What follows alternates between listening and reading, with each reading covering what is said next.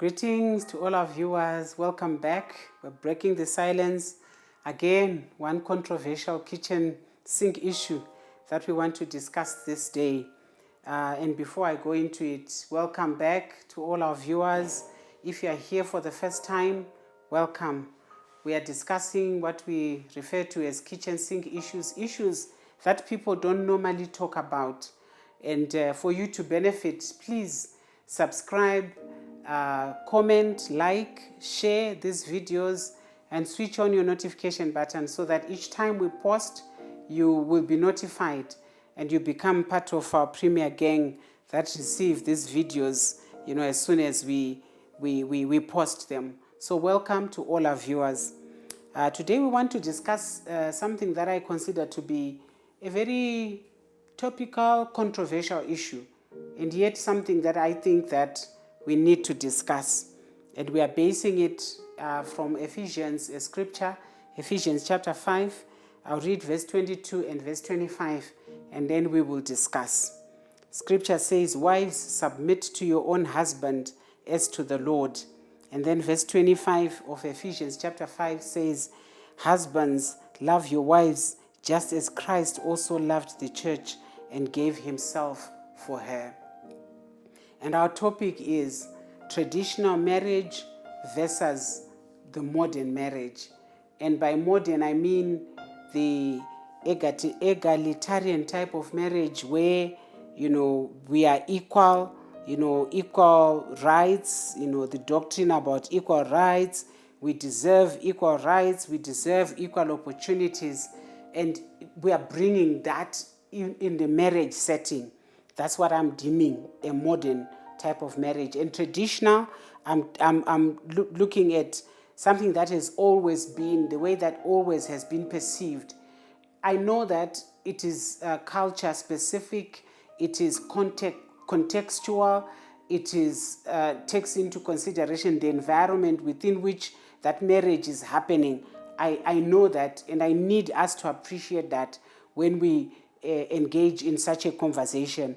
But I think that it is important for us to not be afraid to let's talk about it, and let's see how far it takes us.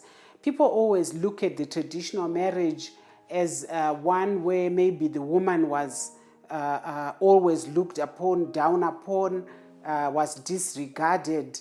And the Bible doesn't even do us justice in that, when they would take census in the Old Testament, those numbers that we read about, only men were counted. And even when Jesus was doing the miracle of feeding the 5,000, it's only men. Those 5,000 were only men. The women who were there, the children who were there, they were not counted. So when we look at it from that regards, and even, when you read from Leviticus, when the Bible is talking about the value of a man, a woman, regarding debt and things like that, you find that the value is different between men and women, even between a boy child and a girl child, even to the elderly. When it's an old man, the value is higher than the value of an old woman. So all those things come into play when we live life today, spoken or unspoken. So how should we conduct our marriage? Should we do it traditionally, or do we choose the modern type of marriage where there is equality? I have what you do, I can do, sometimes even better, relationally. And it means even in immoral behavior, if you think you can go out, I can do it better than you, even much more than what you think. So how do we relate in a marriage? I believe that there is a conversation that a young man and a young woman need to have, between themselves, and that even the elderly in their lives need to appreciate as our young people are starting their relationship. People have to define the style of relationship and the dynamics thereof that they choose to go by. How is our marriage going to be? Because I don't think it can be as traditional as they came in the olden days, neither can we say, then let modernity replace that which is traditional. But I think the best would be a middle line where we agree in the dynamics of our marriage as husband and wife. There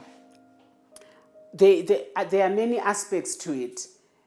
I never saw my parents hug. I don't remember. I saw them greet handshakes.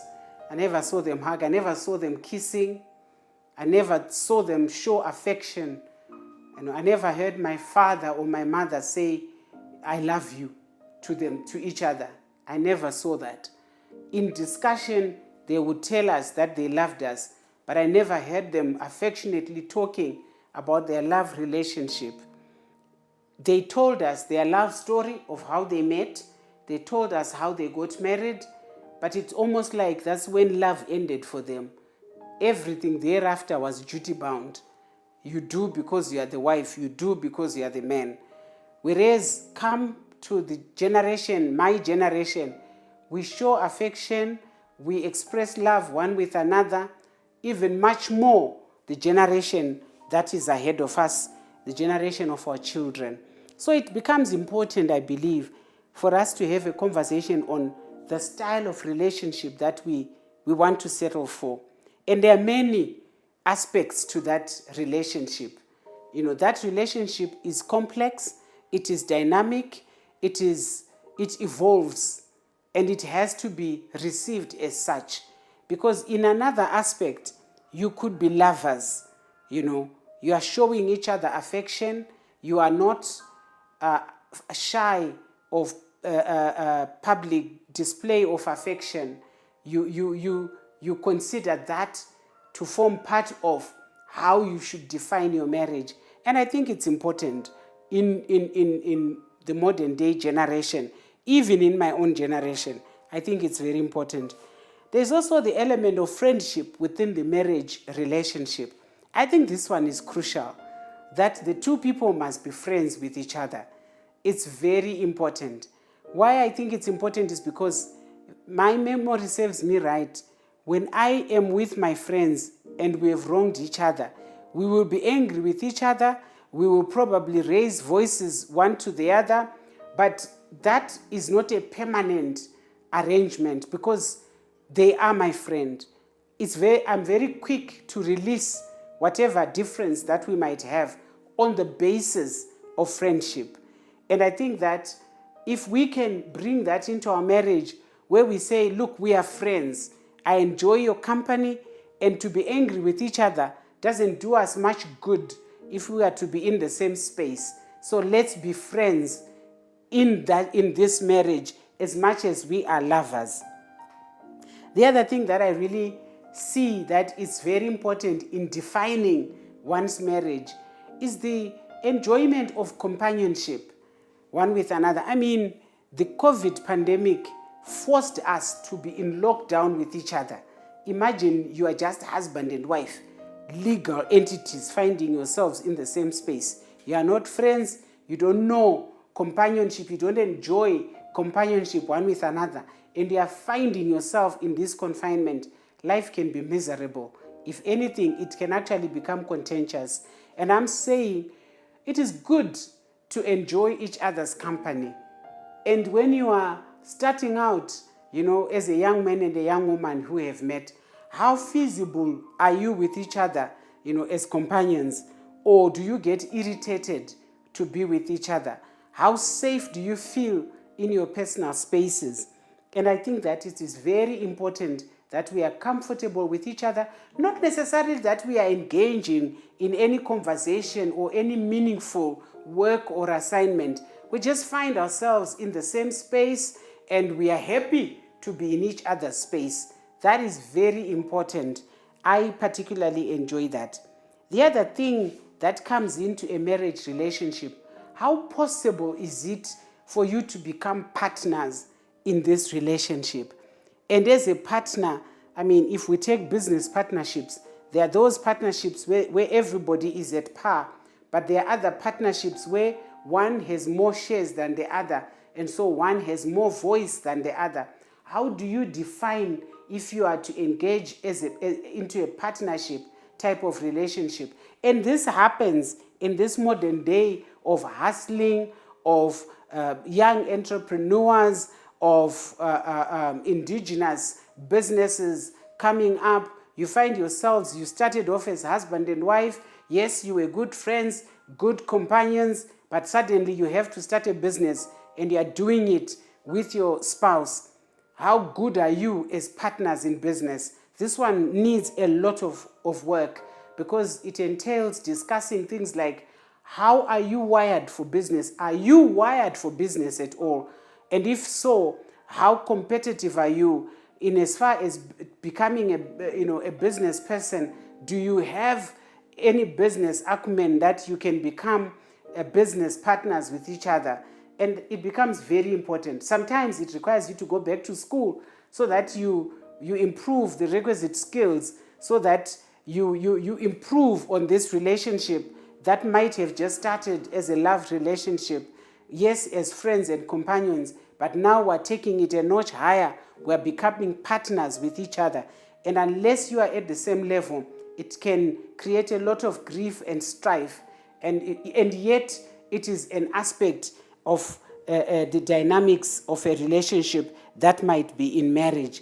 And then, how trustworthy are you, particularly if you have now reached the level of being partners one with another? Can you be trusted with the secrets of your family? Can you be a confidant? Can I genuinely pour out my heart to you? Can he genuinely pour out his heart to you, trusting that whatever it is that they have told you is safe with you? Or are you the sort of person, the next call that comes after the conversation, you are telling them everything that you've been talking about? It becomes very important, particularly when the dynamic of partnership is at play. You need that confidence in each other. You need that level of trust with each other as you go forward with in your marriage relationship. And then the other aspect that I find in the dynamics of a relationship is parenting your children. You know, in our marriage settings, sometimes it's only one person who's really parenting those children. The other parent is a parent by virtue of having participated in bringing them here on earth. But other than that, that's about how far they go. Others, they will fund, the process of parenting those children, but in terms of everyday runnings around with the children, they have nothing to do with it. So another dynamic that I feel people have to discuss is how you are going to be parenting those children. There's a term called co-parenting. Are you going to be co-parenting your children, or is someone going to be doing it more than the other? If so, how and why? And it's very important for us to engage those conversations so that when things begin to play out, you are not taken by surprise. When you have an expectation that my husband is going to be changing the diapers, my husband is going to be putting the babies to sleep, or my wife is going to be changing the diapers, and you find yourself, with a spouse who believes that that's not their thing to do, then you wonder, are we in it together or not? So instead of a marriage being traditional or being defined as modern, I believe that as husband and wife, you can just discuss the dynamics around how you want to relate one with another. And I spoke of, are you lovers in this relationship? Can you be friends one with another? How about companionship? I really love companionship after the pandemic, honestly. I found myself enjoying, being at home with my husband, closed up in the same space for so long. For the first time, we used every room in our house because the space is what we had to ourselves. Can we upscale that relationship and we can become partners with each other? And if somebody is lacking in terms of skill set, you can go back to school and equip yourself for it, because it can happen. And then in that partnership setting, how confident are you with each other's secrets or the secrets of whatever it is that you are engaged in? It becomes very important to be someone whose chest is tight. And then I brought in the issue of parenting because it's something that comes in and can mess up a marriage relationship. And I'm saying, let's discuss, how the style of parenting that we're going to be engaged in. Is the father going to be able to participate as much as I participate? Is the mother going to participate as much as I participate? And those are things that we need to agree on. And then we can give it a name, whatever name we want to, as long as the two of us are in agreement. I know it's a controversial subject, but I think it's a necessary subject for us to discuss. Thank you so much. Please put comments in the comment section, ask questions, explain further, and let's discuss these issues. Subscribe, share, like, and let's see you in the next video. Thank you so much. Good day.